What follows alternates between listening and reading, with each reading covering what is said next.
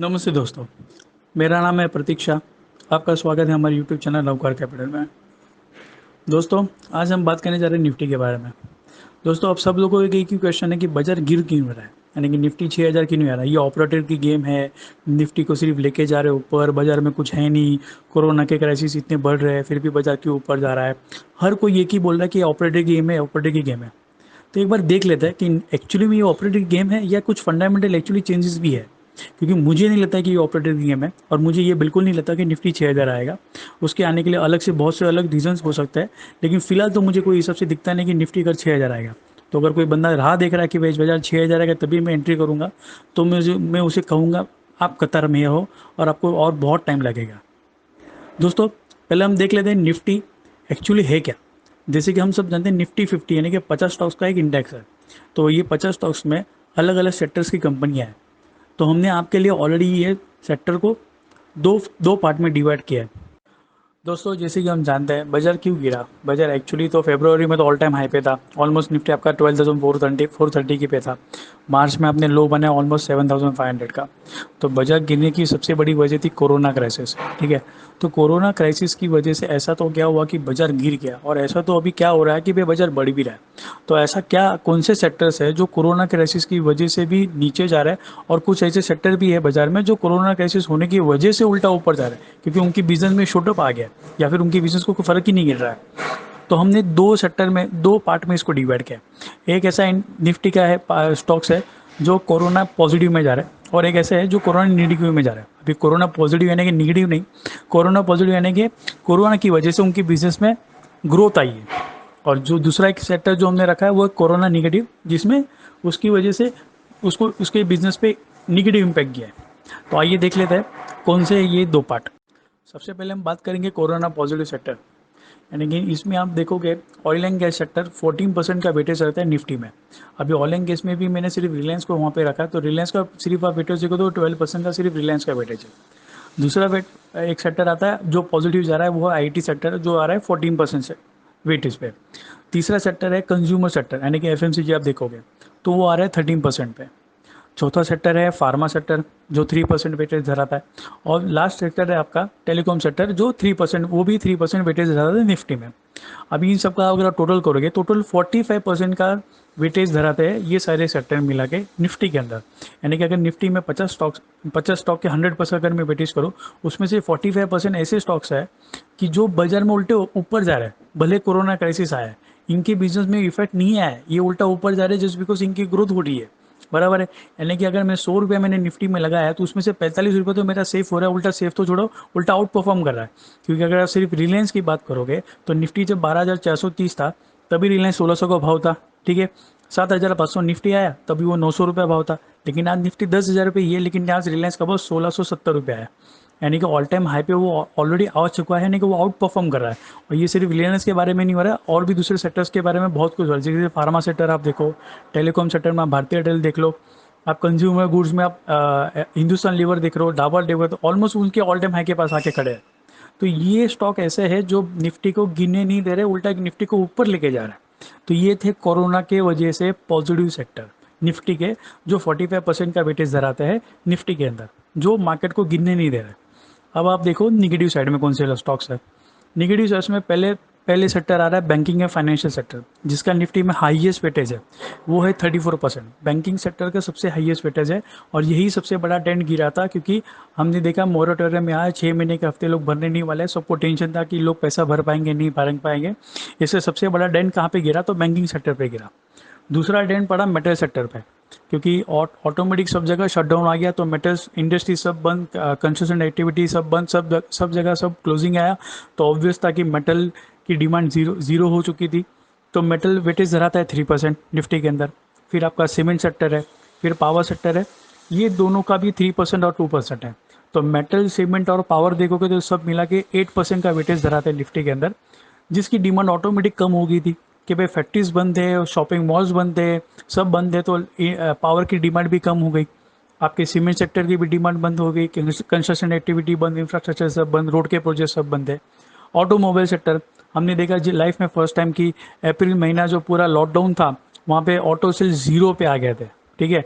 और वही मई महीने में भी हुआ कि भाई उनके सेल्स ही नहीं थे।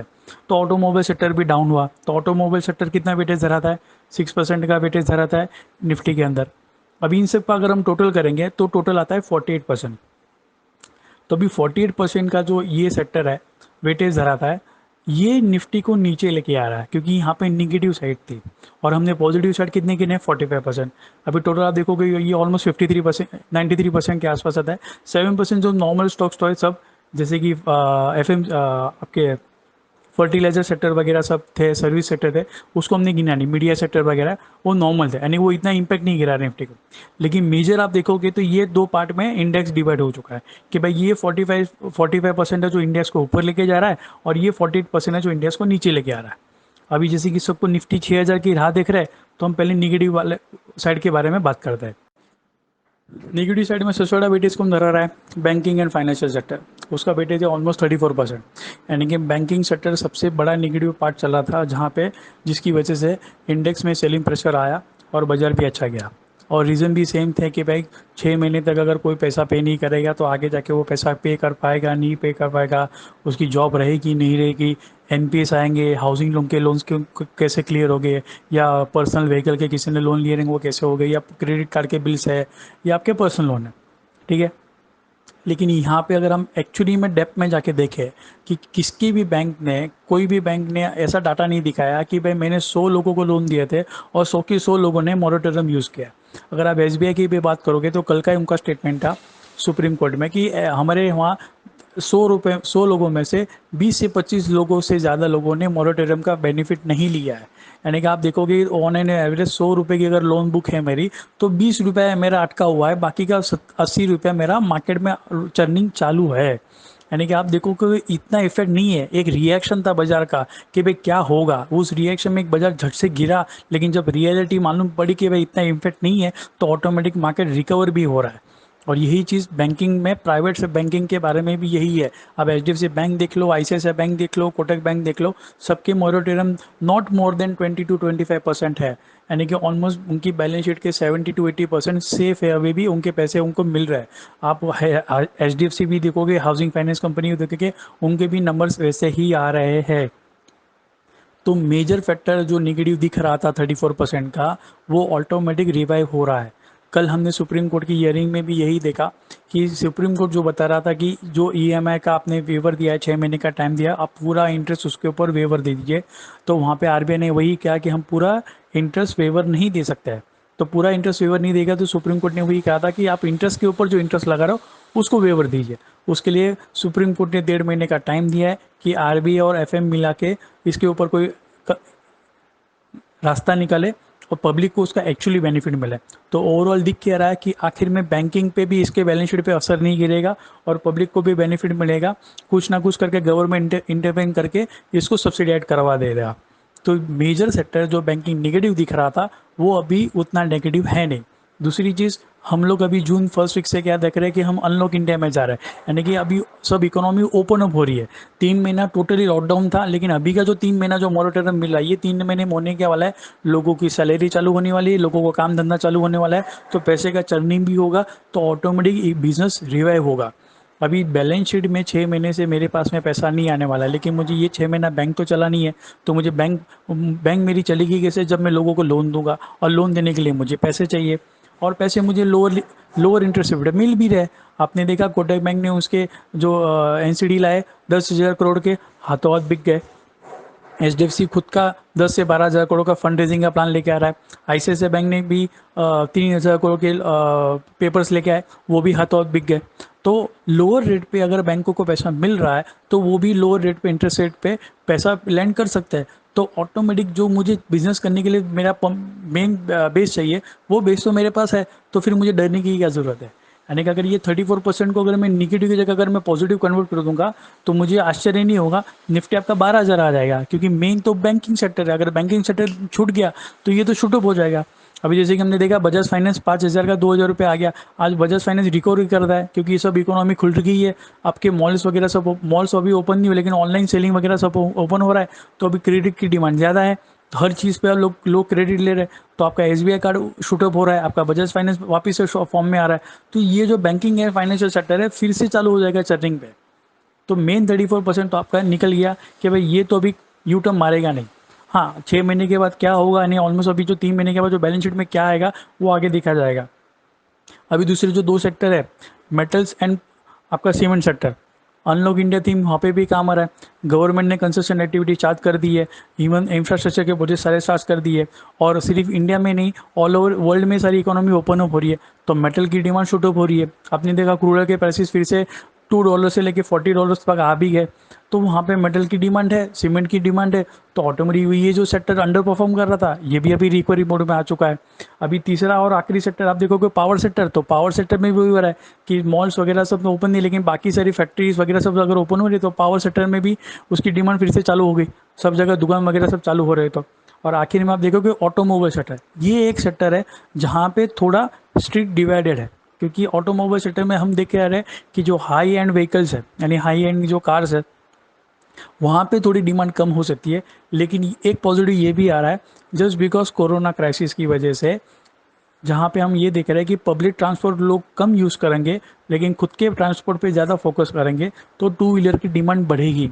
और टू व्हीलर की डिमांड बढ़ेगी तो आपका टीवीएस मोटर, बजाज मोटर, फिर आपका हीरो मोटर, जो टू व्हीलर की कंपनी भी है, और लोअर रेट के बाइक्स भी इनके पास अवेलेबल रिजनेबल के, जैसे आइशर मोटर के जैसा नहीं कि जिसकी बाइक की रेंज ही 2 लाख 3 लाख से हो रही है, तो उनको वो भी प्रॉब्लम नहीं आएगा। तो ये सेक्टर में से भी अगर आप थोड़ा और उसमें फिल्टराइज कर दोगे तो आप टू व्हीलर सेक्टर में इन्वेस्टमेंट कर सकते हो, वहाँ पे आपको ग्रोथ मिलेगी। तो अभी मेजर 48% का जो हम नेगेटिव पकड़ रहे थे, आखिर में ये 48% तो अभी पॉजिटिव कन्वर्ट हो रहा है। और इसी का रीज़न हम देख रहे हैं कि बाजार में बाइंग आ रहा है, क्योंकि जो 45% के बारे में हमने बात भी नहीं की, जस्ट बिकॉज वो तो ऑलरेडी कोरोना क्राइसिस में उल्टन का बिजनेस चल रहा था, वो तो बाजार को आउट परफॉर्म कर ही रहे थे। लेकिन जो बाजार को अंडर परफॉर्म कर रहे थे, अब वो सेक्टर भी फिर से बाजार में परफॉर्म करना स्टार्ट कर रहा है। तो ऑब्वियस है इससे बाजार ऊपर ही जाना है। और इस बार ऐसा नहीं हो रहा है कि हम जैसे पहले 2018-19 में देख रहे थे बाजार की मंदी में कि भाई गिने चुने 4 या 5 ही स्टॉक थे जो बाजार को ऊपर लेके जा रहे थे और बाकी का पूरा मार्केट ठंडा पड़ा था। ऐसा नहीं हो रहा है। ऐसा जब होता है तो हम बोल सकते हैं कि भाई ये ऑपरेटर गेम है कि भाई गिने चुने 4-5 स्टॉक्स आप बढ़ाओ और इंडेक्स को सिर्फ ऊपर लेके जाओ और बाकी का पूरा मार्केट ठंडा रखो। आप देखोगे इस बार लार्ज कैप भी चल रहा है, मिड कैप भी चल रहा है, स्मॉल कैप भी चल रहा है। तो जब बाजार फुल फ्लेज में सब स्टॉक्स चलते हैं ना, तो इसको आप ये नहीं बोल सकते हो कि भाई ये पूरा ऑपरेटर गेम है। इट ऑब्वियसली कि इकोनॉमी में कुछ चेंजेस आ रहे हैं, फंडामेंटली वैल्यूशन इतने चीप रेट पे मिल रहे हैं, तभी जाके वहाँ पे बाइंग आ रहा है, क्योंकि लिक्विडिटी बाजार में बहुत है।